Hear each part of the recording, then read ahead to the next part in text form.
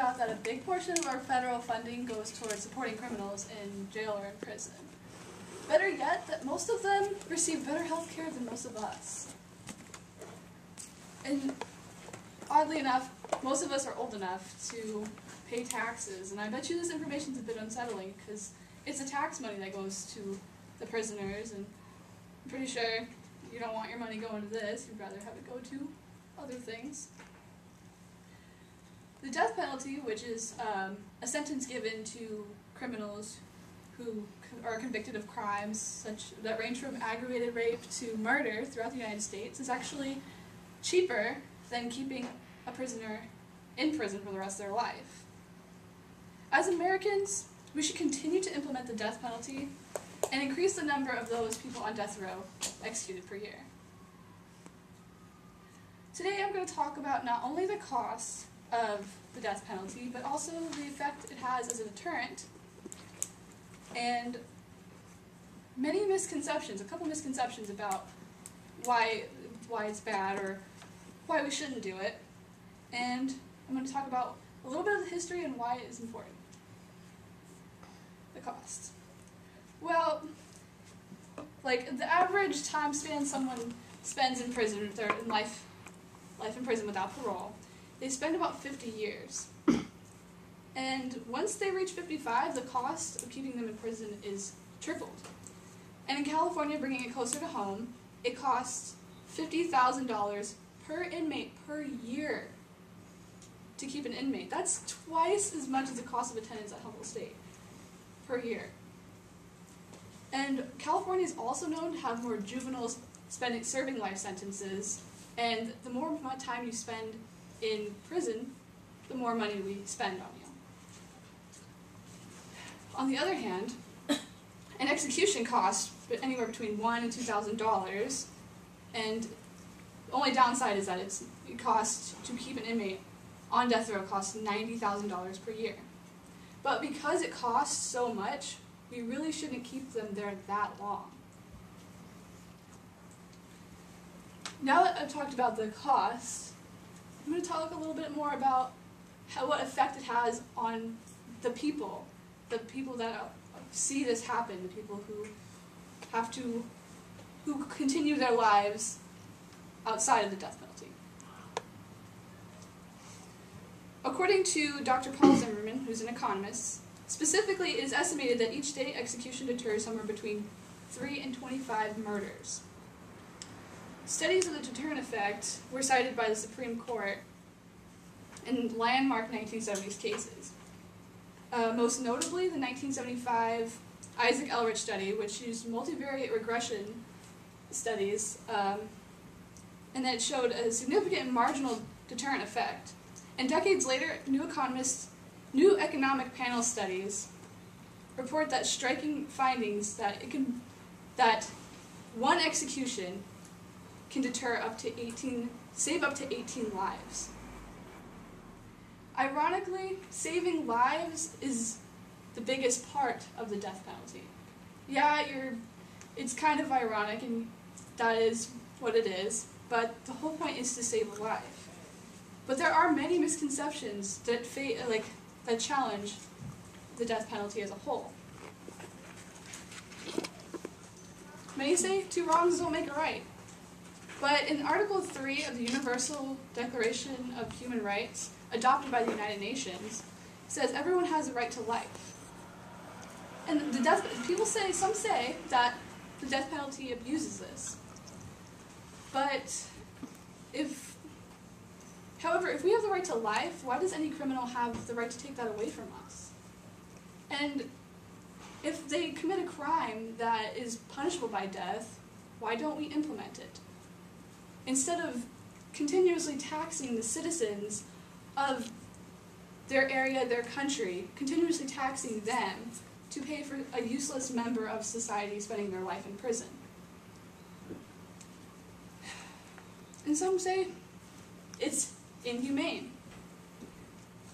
But in 1977, in Oklahoma, after consulting the head of the anesthesiology department of the Oklahoma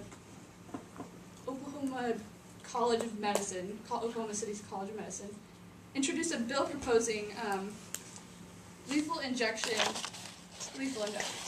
And a total of 36 states have adopted this as their primary method of the execution of death penalty. And it is also the most prevalent method. It's used by the federal government also. 30 out of 36 states use the same combination of drugs. These drugs include sodium thiopental, which is a sedative. It induces a coma-like state unconsciousness, and this ensures that the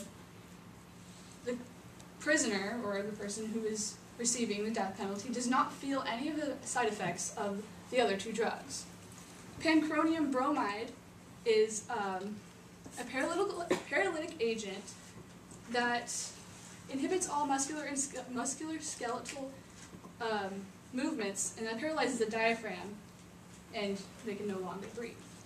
The other drug used to execute is, well, like, this is probably the most known drug, is potassium chloride, and this interferes with the electrical circuits in the heart, and it induces cardiac arrest.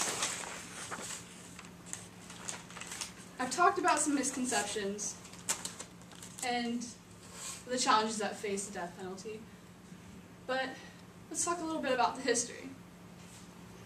The first known execution, it was in Jamestown, Virginia,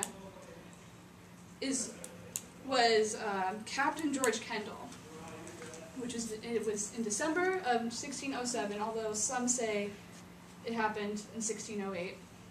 He was executed for discord and mutiny, and also for spying against the British for Spain. We should, let's talk a little bit about why we should continue to implement it. We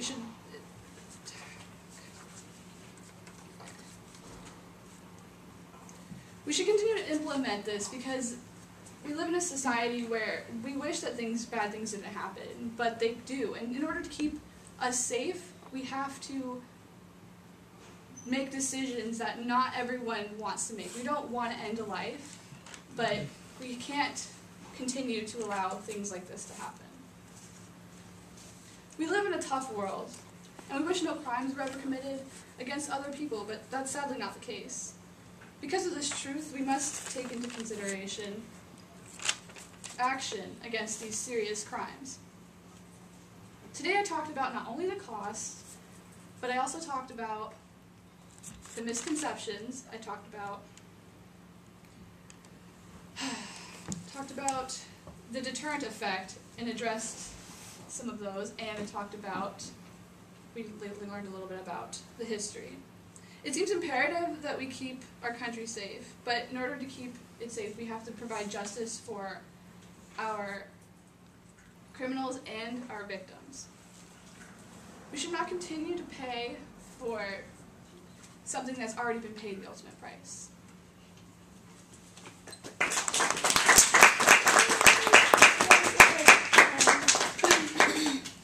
Questions? Your first argument saying that the average cost of keeping a prisoner in prison each year is $50,000. How much of that do you think actually goes towards the individual prisoner, and as opposed to the warden of the prison?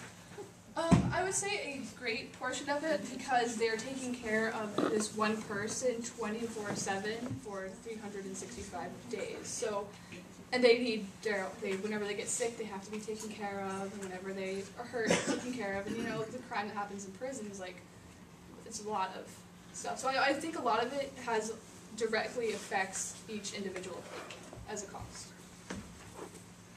I don't know, I don't mean to go against you or anything, but I know in the state of California, the reason they keep criminals there is because they want to make sure they're the actual criminals that committed the crime, because in other states they've killed people that didn't really commit the crime. Yeah, and that is definitely something that goes against the death penalty, is that they want to make sure that they found the right person. That is true. It's kind of relating to that. What's your opinion on the appeals process? Because that is something that does greatly increase the cost of keeping people on death row. Yeah. And then also slows down the time from their actual sentencing to the, ultimate execution. I think in California, like 3 people have been executed since not very a many. long time ago, like decades. I think that they get, and especially in California, they get a lot of appeals. They have a lot of time, and I feel like if we expedited the cases, it would probably be more effective. And the trials for any type of murder case is always more expensive, and I think a lot of time and money is spent just on the appeals process. Yeah, because I've definitely heard people who've made very convincing cases for end the death penalty, bring back hanging. And I mean, I think that there is something to be said there. If we're paying, twice as much to put somebody on death row, and that whole appeals process, to drag the family of the victim back through it again. Yeah, I think that it could go. There could be a better process. Yes. Any other questions? Feedback. Okay. So I just want to tell you, like, this is a serious topic that you chose. So props to you for choosing it. But it's kind of hard for me to talk about. But I'm a family member of someone that has been murdered, and going to court and and seeing the man that killed my aunt, I never once wanted him to get killed, because the way I think of it is, like, if somebody killed someone, that affects me, so why would we want them to be killed? Yeah, we may be spending money on them, but it's like they're in prison for that crime that they committed, so why would we do the same crime by killing them? We don't have the right to take their life just because they took someone else's. I think it would be worse to sit there in prison and think about it every single day rather than getting it over with and killing them, But I think you really,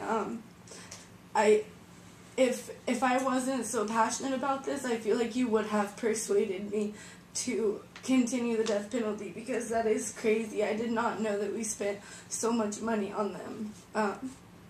Yeah. I understand. You're quite persuasive.